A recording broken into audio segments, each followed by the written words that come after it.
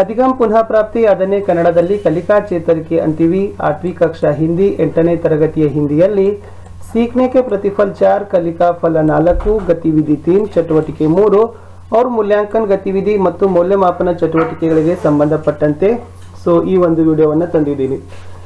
ಇದಕ್ಕಿಂತ ಮೊದಲಿನ ಭಾಗಗಳ ವಿಡಿಯೋಗಳನ್ನು ನೋಡದೇ ಇದ್ರೆ ಈ ವಿಡಿಯೋದ ಡಿಸ್ಕ್ರಿಪ್ಷನ್ ಬಾಕ್ಸ್ ನಲ್ಲಿ ತಮಗೆ 8ನೇ ತರಗತಿ ಹಿಂದಿ ಕಲಿಕಾ ಹಾಳೆಗಳ ಉತ್ತರಗಳು ಅಂತ ಒಂದು ಪ್ಲೇಲಿಸ್ಟ್ ಲಿಂಕ್ ಸಿಗುತ್ತೆ. ಅದನ್ನು ಒತ್ತಿ ತಾವುಗಳು ನೋಡಬಹುದು. ಅಷ್ಟೇ ಅಲ್ಲದೆ ಈ ವಿಡಿಯೋದ ಫಸ್ಟ್ ಆಗಿ ಕಮೆಂಟ್ ಅಲ್ಲಿನೂ ಕೂಡ ಪಿನ್ ಮಾಡಿದ್ದೀನಿ ಪ್ಲೇಲಿಸ್ಟ್ ಲಿಂಕ್ ಅನ್ನು, ಅದನ್ನು ಸಹಿತ ನೋಡಬಹುದು. ಈ ವಿಡಿಯೋದ ಮೇಲೆ ಐ ಕಾರ್ಡ್ ಅಲ್ಲಿ ಕೂಡ ಪ್ಲೇಲಿಸ್ಟ್ ಲಿಂಕ್ ಅನ್ನು ಸಜೆಸ್ಟ್ ಮಾಡ್ತೀನಿ, ಅಲ್ಲಿನೂ ಕೂಡ ನೋಡಬಹುದು. ವಿಡಿಯೋವನ್ನು ಲೈಕ್ ಮಾಡಿ, ಶೇರ್ ಮಾಡಿ ಹಾಗೂ ಹೊಸಬರಾಗಿದ್ರೆ ಸಬ್ಸ್ಕ್ರೈಬ್, ಜೊತೆಗೆ ನಮ್ಮ ಒಂದು ಟೆಲಿಗ್ರಾಮ್ ಗ್ರೂಪ್ ಇದೆ, ಅದಕ್ಕೂ ಕೂಡ ತಾವುಗಳು ಬಂದು ಜಾಯಿನ್ ಆಗಿ ಅಂತ ಹೇಳ್ತಾ 4ರ ಕಲಿಕಾ ಫಲದಲ್ಲಿ 3 ಚಟುವಟಿಕೆ ಮತ್ತು ಮೌಲ್ಯಮಾಪನ ಚಟುವಟಿಕೆ ಪ್ರಶ್ನೆಗಳ ಉತ್ತರಗಳನ್ನು ನೋಡುವ. कलिका फल 4 ಬಂದ್ಬಿಟ್ಟು गद्य और पद्य आदि रचनाओं को ध्यान से सुनेंगे और पढ़ेंगे. ಗದ್ಯ ಮತ್ತು ಪದ್ಯ ಆಗಿರಬಹುದು ಅಥವಾ ವಿವಿಧ ಗದ್ಯ ಸಾಹಿತ್ಯದ ಪ್ರಕಾರಗಳನ್ನು ತಾವು ಏನು ಮಾಡ್ತೀರಪ್ಪ ಅಂದ್ರೆ ಗಮನವಿಟ್ಟು ಕೇಳ್ತೀರಿ ಮತ್ತು ಓದುತ್ತೀರಿ ಅಂತಕ್ಕಂಥದ್ದು ಕಲಿಕಾ ಫಲ ಇತ್ತು. ಗತಿವಿಧಿ 3 ಚಟುವಟಿಕೆ 3 ಗೀತ್ ಕವಿತಾ ಕಾ ಗಾಯನ್ ಕರ್ನಾ ಅಂತ ಇದೆ. ಯಾವುದಾದ್ರೂ ಒಂದು ಪದ್ಯ ಅಥವಾ ಹಾಡನ್ನು ತಾವುಗಳು ಹಾಡ್ತಕ್ಕಂಥದ್ದು. ಮೈ ಭಿ ನಾಮ ಕಮಾತಾ ಇದು ಹಾಡಿನ ಒಂದು ಶೀರ್ಷಿಕೆ ಇತ್ತು. रोज रोज सीमा की खबरें सुन सुन कर मन नन्ना मेरा मुस मुस कर रह जाता. अगर न होता छोटा बच्चा तो लेकर बंदूक हाथ में मैं भी नाम कमाता. झटपट होकर बड़ा फौज में एक यही बस मन में आता मैं भर्ती हो जाता. माँ कितनी खुश होती जब मैं एक बड़ा सा पुरस्कार भी राष्ट्रपति से पाता. ಈ ಹಾಡಿತ್ತು ಮೈ ಬಿ ನಾಮ ಕಮಾತ ಅಂತಕ್ಕಂಥ ಹಾಡನ್ನು ಹಾಡ್ತಕ್ಕಂಥದ್ದು 4.9 ನಲ್ಲಿ ಇತ್ತು. ಮುಂದೆ 4.10 ನಲ್ಲಿ ಪದ್ಯ ಭಾಗಕ್ಕೆ ಪಂಕ್ತಿಯೋ ಕಾ ಮಿಲಾನ್ ಕೀಜಿಯೇ. ಪದ್ಯ ಭಾಗದಲ್ಲಿರ್ತಕ್ಕಂಥ ಹಾಡಿನ ಸಾಲಗಳನ್ನು ಏನು ಮಾಡಬೇಕು, ಹೊಂದಿಸಿ ಬರಿಬೇಕು. ರೋಜ್ ರೋಜ್ ಸೀಮಾ, ಅಗರ್ ನ ಹೋತಾ, झटपट होकर, माँ कितनी, ಬಡಾ ಫೌಜ್ ಮೇ ಖುಷ್ ಹೋತಿ, ಛೋಟಾ ಬಚ್ಚಾ ಕಿ ಖಬ್ರೆ ಅಂತ ಇದೆ.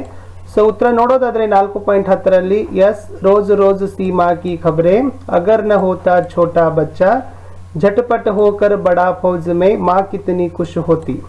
ಇಷ್ಟು ಪದ್ಯದಲ್ಲಿರ್ತಕ್ಕಂಥ ಸಾಲಗಳನ್ನು ಹೊಂದಿಸಿ ಬರೆಯಿರಿ ಇತ್ತು. 4.11 ನಲ್ಲಿ ರಿಕ್ತ ಸ್ಥಾನೋ ಕಿ ಪೂರ್ತಿ ಕೀಜಿಯೇ. ಬಿಟ್ಟ ಸ್ಥಳಗಳನ್ನು ತುಂಬಿರಿ. ಒಂದನೇದು ಮೈ ಬಿ ಡ್ಯಾಶ್ ಕಮಾತ ಅಂತ ಇದೆ. ಉತ್ತರ ನೋಡೋದಾದ್ರೆ ನಾಮ್ ಅಂತಕ್ಕಂಥದ್ದು ರೈಟ್ ಆನ್ಸರ್. ಮೈ ಬಿ ನಾಮ ಕಮಾತ. ಎರಡನೇ ಪ್ರಶ್ನೆ ನೋಡೋದಾದ್ರೆ ಮೈ ಡ್ಯಾಶ್ ಹೋ ಜಾತ ಅಂತ ಇದೆ. ಎರಡನೇ ಉತ್ತರ ಬಂದ್ಬಿಟ್ಟು ಭರ್ತಿ ಅಂತಕ್ಕಂಥದ್ದು ಸರಿಯಾದ ಉತ್ತರ. ಮೂರನೇದು ಸುನು ಸುನಕರ್ ಡ್ಯಾಶ್ ನನ್ನ ಮೇರಾ ಮುಸ್ ಮುಸಕರ್ ರಹ ಜಾತ ಅಂತ ಇದೆ. ಥರ್ಡ್ ಆನ್ಸರ್ ಮನ್ ಅಂತಕ್ಕಂಥದ್ದು ರೈಟ್ ಆನ್ಸರ್. 4ರಲ್ಲಿ ಏಕ್ ಬಡಾ ಸಾ ಡ್ಯಾಶ್ ಭಿ ರಾಷ್ಟ್ರಪತಿ ಸೇ ಪಾತ ಅಂತ ಇದೆ. ಪುರಸ್ಕಾರ ಅಂತಕ್ಕಂಥದ್ದು ಸರಿಯಾದ ಉತ್ತರ ಬರ್ತದೆ. 4.12 ಅಲ್ಲಿ ನಿಮ್ನಲಿಖಿತ ಪ್ರಶ್ನಕ್ಕೆ ಉತ್ತರ ಲಿಖಿಯೇ. ಕೆಳಗಿನ ಪ್ರಶ್ನೆಗಳಿಗೆ ಉತ್ತರಿಸಿರಿ. ಒಂದನೇದು ರೋಜ್ ರೋಜ್ ಕೌನ್ಸಿ ಖಬರೆ ಸುನತಾ ಹೇ ಅಂತ ಇದೆ. ಉತ್ತರ ನೋಡೋದಾದ್ರೆ ರೋಜ್ ರೋಜ್ ಸೀಮಾ ಕಿ ಖಬರೆ ಛೋಟಾ ಬಚ್ಚಾ ಸುನ್ತಾ ಹೇ. ಪ್ರತಿದಿನನೂ ಕೂಡ ಏನ್ ಮಾಡ್ತಾನಪ್ಪ ಅಂದ್ರೆ ಸರಹದ್ದಿನ ಸುದ್ದಿಗಳನ್ನ ಚಿಕ್ಕ ಬಾಲಕ ಏನ್ ಮಾಡ್ತಾನೆ, ಕೇಳ್ತಾನೆ ಅಂತಕ್ಕಂಥದ್ದು. ಅದು ಸೀಮಾ ಕಿ ಖಬರೆ ಅಂತಕ್ಕಂಥದ್ದು ಇತ್ತು. ಎರಡನೇದು ಬಾಲಕ್ ನಾಮ್ ಕೈಸೆ ಕಮಾತ ಅಂತ ಇತ್ತು. ಉತ್ತರ ನೋಡೋದಾದ್ರೆ ಬಾಲಕ್ ಹಾತ್ ಮೇ ಬಂದೂಕ್ ಲೇಕರ್ ನಾಮ್ ಕಮಾನ ಚಾತಾ ಹೇ. ಆ ಹುಡುಗ ಕೈಯಲ್ಲಿ ಬಂದೂಕನ್ನು ಹಿಡಿದು ತನ್ನ ಹೆಸರನ್ನ ಪ್ರಸಿದ್ಧಿ ಮಾಡ್ಕೋಬೇಕು ಅಂತ ಅನ್ಕೊಂಡಿರ್ತಾನೆ. ಪ್ರಶ್ನೆ 3 ಪುರಸ್ಕಾರ ಪಾನೆ ಪರ್ ಕೌನ್ ಖುಷ್ ಹೋತಿ.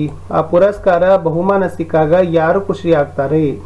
ಉತ್ತರ ಪುರಸ್ಕಾರ ಪಾನೆ ಪರ್ ಮಾ ಖುಷ್ ಹೋತಿ. ಆ ಬಹುಮಾನ ಸಿಕ್ಕಿದಾಗ ತಾಯಿ ಏನಾಗ್ತದಪ್ಪ ಅಂದ್ರೆ ಖುಷಿ ಆಗ್ತಾಳೆ ಅಂತಕ್ಕಂಥದ್ದು. ಕಡೆ ಪ್ರಶ್ನೆ ಬಾಲಕ್ ಪುರಸ್ಕಾರ ಕಿಸಸೆ ಪಾನಾ ಚಾತಾ ಹೇ. ಆ ಮಗು ಆ ಬಹುಮಾನವನ್ನ ಯಾರಿಂದ ಪಡಿಬೇಕು ಅನ್ಕೊಂಡಿರ್ತಾನೆ. ಉತ್ತರ ಬಂದ್ಬಿಟ್ಟು ರಾಷ್ಟ್ರಪತಿ ಸೇ. ಬಾಲಕ್ ಪುರಸ್ಕಾರ ರಾಷ್ಟ್ರಪತಿ ಸೇ ಪಾನಾ ಚಾತಾ ಹೇ ಅಂತಕ್ಕಂಥದ್ದು ರೈಟ್ ಆನ್ಸರ್. ಇಲ್ಲಿಗೆ ಚಟುವಟಿಕೆ 3 ಮುಗಿತು. ಇನ್ನ ಮೂಲ್ಯಾಂಕನ ಇದೆ. ಮೌಲ್ಯಮಾಪನದಲ್ಲಿರ್ತಕ್ಕಂಥ ಪ್ರಶ್ನೆಗಳಿಗೆ ಉತ್ತರಗಳನ್ನ ತಾವುಗಳು ಬರಿಬೇಕಿತ್ತು. ತುಕಾಂತ ಶಬ್ದೋं की सूची बनाइए. ತುಕಾಂತ ಅಂದ್ರೆ ಪ್ರಾಸ ಪದಗಳನ್ನ ಬರಿಬೇಕು. ಕಡೆಗೆ ಇರ್ತಕ್ಕಂಥ ಏನು ವರ್ಣ ಇದೆಯಲ್ಲ ಅದು ಸೇಮ್, ಅದನ್ನ ಬೋಲ್ಡ್ ಮಾಡಿದಾರಲ್ಲ ಅದನ್ನು ಒಂದೇ ಆಗಿ ಬರ್ತಕ್ಕಂಥ ಪ್ರಾಸ ಪದಗಳನ್ನ ಬರಿಬೇಕು. ಒಂದನೇದು ಕರ್ಣ ಅಂತ ಇದೆ. ಕರ್ಣದ ಏನಾಗ್ತದ ಮರಣ ಅಂತಕ್ಕಂಥದ್ದು ಬರಿಬಹುದು. ಲಡನ ಅಂತ ಇದೆ. ಲಡನಾಗಿರ್ತಕ್ಕಂಥ ಪ್ರಾಸಪದ ಡರ್ನ ಅಂತಕ್ಕಂಥದ್ದನ್ನ ಬರಿಬಹುದು. ಈ ಕಡೆಗೆ ವರ್ಣ ಒಂದೇ ಆಗಬೇಕು. ಓಕೆ, ಅಂತ್ಯದಲ್ಲಿರ್ತಕ್ಕಂಥ ವರ್ಣಗಳು ಅಕ್ಷರಗಳು. ಬತಾನ ಅಂತ ಮೂರನೇದಿದೆ, ಸೊ ಸುನಾನ ಅಂತಕ್ಕಂಥದ್ದು ಬರಿಬಹುದು. ಚಲನ ಅಂತ ಇದೆ, ಸೊ ಚಲನಾದು ಪ್ರಾಸಪದ, ರುಕ್ನ ಅಂತಕ್ಕಂಥದ್ದು. ಈ 4 ಪ್ರಾಸಪದಗಳು ಏನು ಮಾಡಬಹುದಾಗಿತ್ತಪ್ಪ ಅಂದರೆ ಬರಿಬಹುದಾಗಿತ್ತು. ಅದನ್ನೇ ತುಕಾಂತ ಶಬ್ದ ಅಂತ ಕರೀತಾರೆ. ಎಸ್, ಪ್ರಶ್ನೆ 2. ಚಿತ್ರ ದೇಖಕರ ಪ್ರಾರ್ಥನಾ ಗೀತ ಗಾಯಿಯೇ. ಈ ಚಿತ್ರ ನೋಡಿ ತಾವು ಪ್ರಾರ್ಥನಾ ಗೀತವನ್ನು ಆಡಬೇಕು. ಯಾವುದಿತ್ತದು? ತುಮಿ ಹೋ ಮಾತಾ ಪಿತಾ ತುಮಿ ಹೋ. ಈ ಹಾಡನ್ನು ತಾವು ಏನು ಮಾಡಬೇಕಪ್ಪ ಅಂದರೆ ಹಾಡಿ ಅಂತ ಹೇಳಿದ್ದಾರೆ. ಹಾಡು ನೋಡುವ. ಎಸ್, ತುಮಿ ಹೋ ಮಾತಾ ಪಿತಾ ತುಮಿ ಹೋ, ತುಮಿ ಹೋ ಬಂಧು ಸಖಾ ತುಮಿ ಹೋ, ತುಮಿ ಹೋ ಸಾಥಿ ತುಮಿ ಸಹಾರೆ, ಕೋಯಿ ನ ಅಪನಾ ಸಿವಾ ತುಮಾರೆ.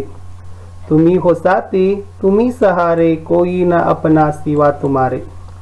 ತುಮಿ ಹೋ ನೈಯಾ ತುಮಿ ಹೋ ಖಿವೈಯಾ, ತುಮಿ ಹೋ ಬಂಧು ಸಖಾ ತುಮಿ ಹೋ, ತುಮಿ ಹೋ ಮಾತಾ ಪಿತಾ ತುಮಿ ಹೋ, ತುಮಿ ಹೋ ಬಂಧು ಸಖಾ ತುಮಿ ಹೋ.